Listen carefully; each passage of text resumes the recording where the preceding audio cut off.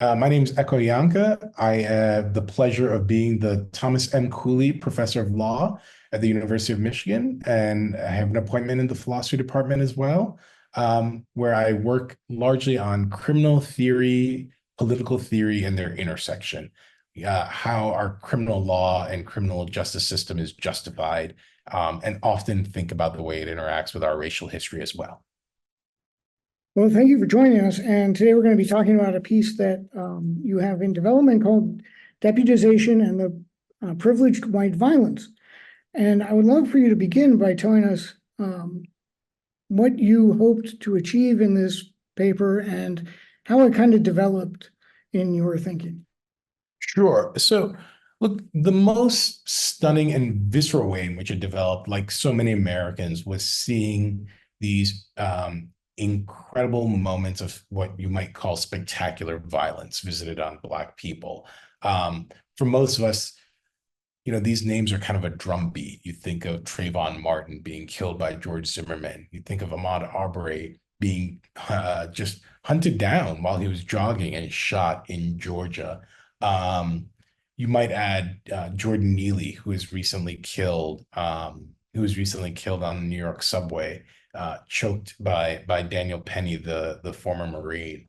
One of the things that struck me in these moments was that because we lived in a moment where people were thinking a lot about the way in which violence was disproportionately aimed at Black people, and because we rightfully live in a moment where people care about the way in which police violence is unjustified, it was very easy for people to just put this all in a bucket, kind of racist policing slash criminal law.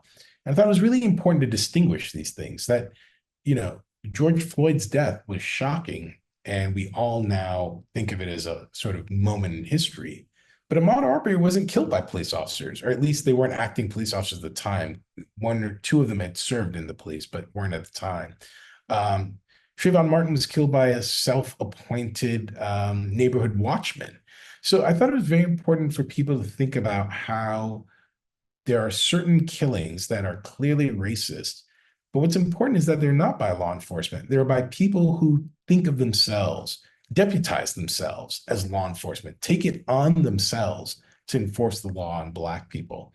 And then the other important thought I wanted to bring to the fore is that those moments are not rare, idiosyncratic, or in some sense mistaken. I mean, of course, they're a moral mistake, but they're not mistaken just out of confusion. They come from a long, deep history in America where race was in part the privilege to decide when to police Black people. And the way that history lives with us, the way that so many in the Black community, I thought it's really important that we take a moment to talk about the way in which our criminal law quietly encourages or tolerates white private violence. Well, and I think it's such an important addition to the conversation because it does introduce this violence into that context, because the context we usually talk about with racial law is how race was determined and created by our series of laws. And it was in the context of slavery. But there was a side-by-side development of, for lack of a better word, policing, surveillance, control that was happening on the plantation as well, that was controlling Black bodies in a different way. So one was defining them, the other one was subjugating them, correct?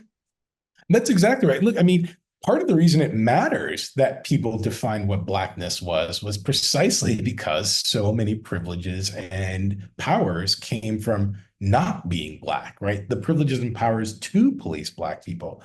Now, in America, we often talk about the way in which policing started in slave patrols. And that's in part right, but in part wrong. I mean, policing in America, I'd say, was refracted through slave patrols. That is, policing was kind of developing all around the world about the same time. But it was very clearly in America taking on a very particular form. And that form, as you point out, was obsessively focused with controlling Black bodies. But the interesting thing about thinking about private violence is also to remember, and this is hard for people like us to remember, but to remember that policing is somewhat new, right? That, policing as we know it, a modern standing police force with paid officials in mass who patrol the streets is probably only a couple of 100 years old. Now, that's long enough, but it's relatively short in the history of an organized society. Before that, the way in which we policed was by hue and cry. That is to say, the sheriff would say, I need people to come get this guy. And so we need to think about the way in which originally what we thought was it's appropriate for ordinary citizens to decide when to police people. And it's appropriate that ordinary citizens aim that police power at runaway slaves, felons, strangers, and minorities who are unknown. And to the extent we've kept that part of our culture and distilled it through, for example, citizens arrest laws, right? It didn't go away. Right. And part of it is that when we talk about white privilege in this regard, it is that hue and cry that instills it, right? So it's the idea that any white person can at any time enforce not only the law or whatever the code of conduct is, but also incredible, murderous, sometimes violence. Well, that's exactly right. So there is, in our colloquial language, there was a long time where one of the kinds of things that mattered about being white was the sense that you could keep others in their place, right? That others had to defer to you, had to respect what you said, that they shouldn't be too uppity. And that, of course, had gradients, but all the way up to if they misbehaved, you could check them, right? And look, that history is one that always had violence at its edge. So that if the black man didn't get out of the way of the white woman, he understood that he could be in danger if he whistled at her, looked at her wrong, was imagined to look at her wrong. Emmett Till, as we all remember, was killed by white men who just decided that he was insufficiently respectful to a white woman. Most of your viewers will have known that confusing and frankly almost certainly fabricated story. But the point that's real is that any disrespect or anything that was perceived as out of place could be checked by white people. And this wasn't just a one-off, right? This was deeply integrated in our structured society. So, for example, you think about sundown towns, which maybe I suspect people know, but there was a time when numbers of communities concentrated in the South, but not only in the South, had a law that said no Negro could be in town past the sunset. And if they were, you could call the police or, in often was the case, enforce it yourself. Make sure that Negro knew that they weren't welcome. Make sure this black person knew they weren't welcome. So my point is that these are ways in which white privilege has always been understood as the power to make sure that those black people always understood as those potential criminals, were kept in their place. Well, and it's interesting too, because this whole white privilege is based on the ability to act civically, I should say, on fear. And it's not so much enforcing code as it is acting upon a sense of unease or fear, or we have to make sure that there isn't an uprising, there isn't a lashing out, there isn't a retaliation. Right. Yeah, I mean, so especially in the South, of course, there was a kind of obsession with the fear of Black revolt, not surprisingly, right? There was a kind of view that any Black person would be at any time dangerous. And so there was a huge amount of energy put into policing Black people. What people may not realize is that immediately after the Civil War was the first birth of citizens arrest laws. And the way that they came about was the laws in states like South Carolina that said if you owned a plantation and you had X number of slaves, you had to have X number of patrollers, X number of overseers. Well, the Civil War occurs and you can't write that anymore. And so, of course, they simply wrote, if you have a plantation and you have X numbers of workers, you must have X number of patrollers. Everybody, of course, knew what this meant. And when at the time, Reconstruction governors felt like that was too nerve-wracking, that would be that would potentially open them up to federal intervention. the first citizen arrest law, for example, was written by Thomas Cobb in South Carolina. This is a man who wrote a tract called The Law of Negro Slavery, right? This is a man who was utterly committed to the idea that the white superior race had to police Black people. And so he simply wrote into the code that an ordinary citizen could police and arrest anybody who is reasonably suspected of being, at first, actually, he wanted reasonably suspected of being a runaway slave. When he was disabled by the 13th Amendment from writing those kind of words, they simply re-encoded that as having the power for an ordinary citizen to effect arrest. And again, it was very clear in the South that this did not mean an ordinary Black man was going to stop an ordinary white man from being a pickpocket, right? This meant that white citizens could make sure that Black people were consistently threatened with violence. Yeah, and I think that that's a good transition into citizens arrest laws lead to a sense of, as you say in the article, white inheritance to the right to police in a racialized way. But that leads to deputization and self-deputization as opposed to vigilante violence. So I'd like you to kind of unpack that differentiation in your thinking.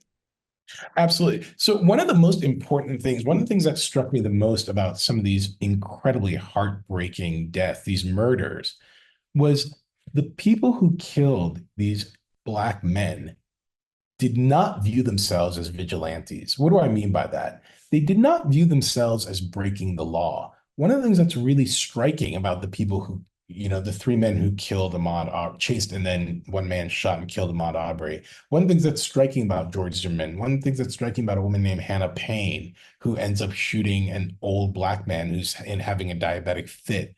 One of the things that's stunning about all these set of people is that they're utterly convinced that they're empowered by the law to do this. That is, they don't view themselves as in the wrong. They view themselves as not just in the moral right, but that they're empowered by the law. So what do I mean by this difference? A vigilante is somebody who typically understands that what they're doing is not authorized by law. A vigilante might think what they're doing is authorized by morality or a higher law. They might think they're doing the right thing, right? So you think about, take the most obvious example, the KKK, which was usually filled with vigilantes, although, as I point out, sometimes was filled with deputies. But in sort of an ordinary case, you're putting on the white hood because you know what you're doing is illegal. You might think it's the right thing to do. You might think the cause has fallen. You might think these northern invaders are wrong, but you understand that the law doesn't allow you to do this. And so when you're imposing that justice, we say you're taking the law into your own hands, right? We understand that you're in that sense of vigilante. It's a different thing when you think, oh, no, what I'm doing is enforcing the law, right? The kind of not just confidence, but self-possession and arrogance and, how should I put it? The felt power that you are standing up in a way that your society will back is its own danger and responds to different ways of fighting against it. So, for example, for the deputy, you can't just pass another law saying that, X, Y, Z is criminal. The reason they're doing what they're doing is because they think that they're enforcing the law. And lastly, I'd say they don't think this in a vacuum. They think this because a lot of the world spends time telling them that they might well be right. And unfortunately, this self-deputization doesn't always, or I should say, fortunately, it doesn't always end in the death of the Black person. Sometimes it's this, what we have been kind of colloquially calling the Karen phenomenon, but it's the same sort of empowerment, isn't it? When a white person says, you can't do that. No, that's exactly right. So, obviously the most spectacular cases are the cases where we think somebody, we know that somebody used lethal violence, right? And we are attracted to those for the obvious reasons. They're stunning, they're fatal, they break our hearts. But I think we can't underestimate the power of quieter versions, as you point out, of deputization. It's not just when it's on TV that it's happening. It's when you're walking through the world knowing that there are a bunch of eyes on you waiting to say, you can't do that. And by the way, we should notice it's not just a fight about social norms, right? You and I can have a tiff about how we're supposed to behave in this bar or behave in this opera.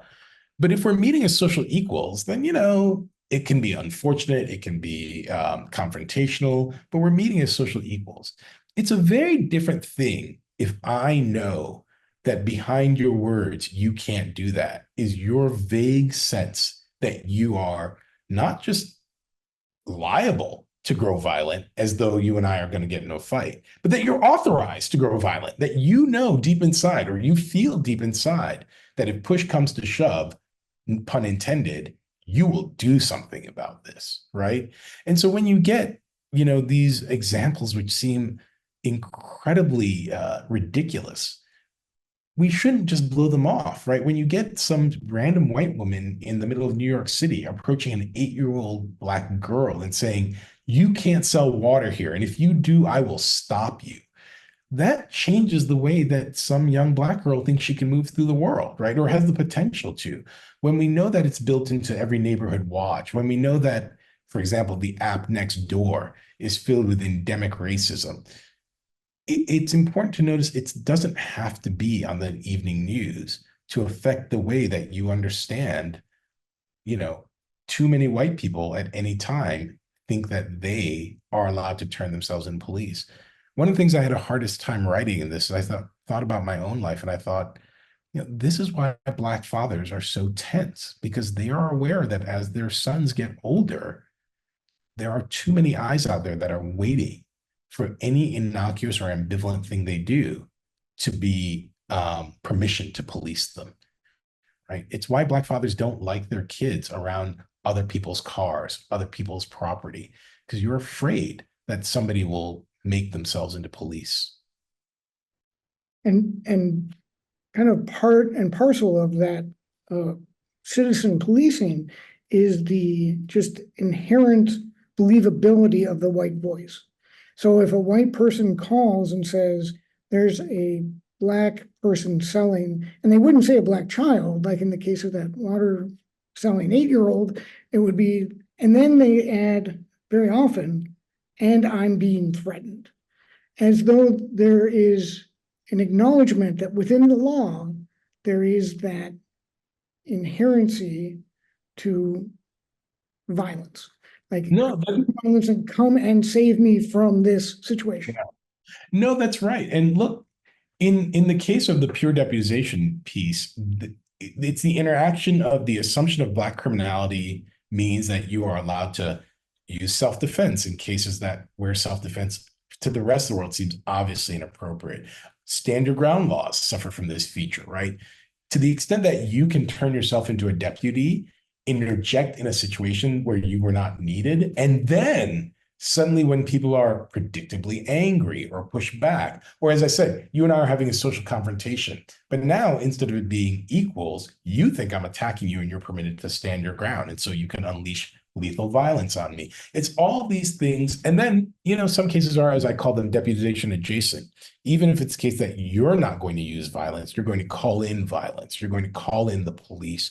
And as you point out, you're going to do so in ways that we might just say escalate or ramps up the tension, right? So now, we should take a step back and just talk about what we're really talking about here. You're irritated that I'm playing music. You're irritated that I'm selling water.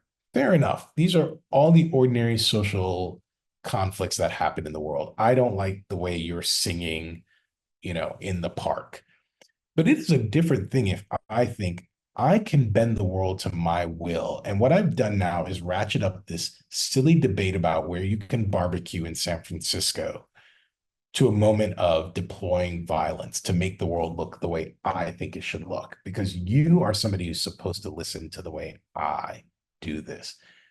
And one of the last things I point out is that this is a privilege that you don't see Black people get to deploy, right? You don't see Black people get to tell white people how they ought to behave with a vague threat of legitimate the vague threat that you have legitimate violence at your disposal. Yeah, and the ultimate example of that is the Black Panthers showing up with rifles, and then suddenly Ronald Reagan is pro-gun control. Yeah, it's a wonderful point. It's a wonderful. A little bit more about why Black self-defense, people of color self-defense, minority groups that attempt to do the same thing and deputize themselves for neighborhood or community safety are seen as counterproductive to that goal. No, that's exactly right. So when Black people do the same things that white people have done for a long, long time, of course, they're instantly seen as illegitimate, right? So in the piece, I go back through the history, take cases where the legal authorization was really clear. Post-Civil War, the 13th Amendment passes, right? There's supposed to be an army in the South making sure Black people can vote. When Black voters go to vote, they're met with armed guards who are trying to stop them to vote, if not the KKK, right? Armed guards are even, frankly, at least the armed guards, you know they're there, right? The KKK can simply descend on you whenever possible. So some Black groups, not surprisingly, organize themselves to defend themselves. They also take up weapons, and they are actually legally authorized to. In fact, there's a Black, one great example is there's a Black militia group that is literally deputized in order to defend the Black vote. And how are they treated? The white community in the South refers to them as banditos. They're delegitimized in the eyes of the white community because the fact that they are acting even according to law to do that which they're permitted to do is just rejected. Black people using weapons to secure their rights are regarded as dangerous and terroristic, right? So the demon deacons in the South who also tried to guard Black communities that were being attacked by the KKK, they had to wear masks, even though they were acting in self-defense, because they knew if they were found out, they'd be killed. So too, obviously, as you point out, the Black Panthers most famously. Now, not surprisingly, the Black Panthers actually did have skirmishes with law enforcement, but even when they tried scrupulously to obey the law, right? That was part of the militancy of the Black Panthers. We're going to do what we're allowed. It's rejected as illegitimate. And this goes through even in cases that we all find much more trivial. One of the examples that struck me was what we now call the Central Park murder case, where Kristen Cooper tells Amy Cooper, no relation, to take her dog out of a restricted area in Central Park. And her response is to call the police and say, a Black man is threatening me. And by the way, Kristen Cooper's there with his sister, right? So the idea that this man is going to attack you when he's taking a walk with binoculars and with his sister is so implausible. But the point there is the racial dynamics are really important. When this Black man says, you need to obey the law, her deep instinct is, you don't get to do that to me, right? That's not how the racial script works. Well, not only that, the racial script, but that's not how the legal script works.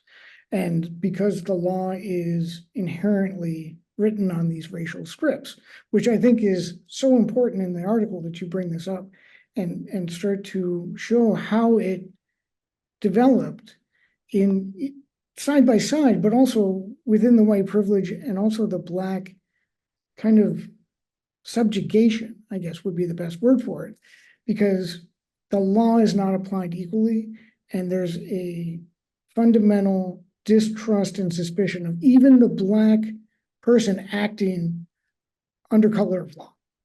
Oh, absolutely. Look, I think it's really important to know that these kind of social and legal histories don't exist in a vacuum. It's not like they're, there's a way in which you're right. They're not written down, of course, but they are deeply understood. So for example, if you saw a video of 3 Black men chasing a white man in 2 trucks, grabbing him and shooting him, it would just be very clear to everybody that something deeply wrong had occurred here, that there's going to be an investigation, almost certainly a trial.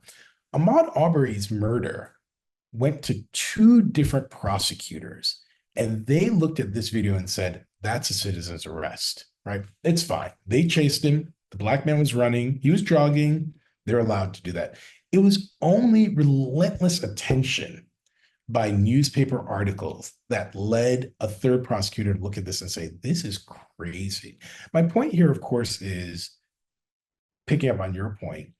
It's to the extent that these scripts are understood and deeply internalized that people know that these are reinforceable in society over and over and over, that they're really secure in them. And I would argue too, it's one of the reasons why police violence against Black and brown communities is accepted by white communities, because immediately you see a group of people of color congregating, it's suspicious, call the police, whatever force is necessary, implement. And it seeps in through all these different things. And your article points out why that is effective and why the white community is so easily swayed by these media kind of depictions of what's happening. Yeah, I mean, one of the things I really thought was important about deputization was to see how it ties together a lot of individual points that we've learned through sociologists, critical race theorists, legal scholars in different realms, right? If you take the assumption of Black criminality, then of course it's not, if you take the assumption of Black criminality and the power of citizens to enforce an arrest, then it's not surprising, right, that your first read of many situations that when deracialized would look at least deeply suspicious suddenly becomes, no, that is it justified? Is it allowed? Is it, I don't know. What's really going on in the back of your mind is, no, that's policing, right? That's somebody making sure that everything's okay. And in the way that the police are allowed to do it without any specific laws, they're just keeping order. So too, you read that white guy was just keeping order. Yeah, and it is really profound how you make that connection. So here we are, it's the 2024. This is still happening. What do you see? I know in the article you call yourself a criminal law minimalist, and I'd love you to tell us what that means, because I love that turn of phrase. Oh, I appreciate that. So one of the things many of us have thought a lot about over the last few years has been this push by our colleagues or friends, or sometimes our more hard-charging progressive either colleagues, fellow travelers, or maybe even critics who've really talked to us about whether or not we should be abolitionists, whether or not criminal law just can't do the job here.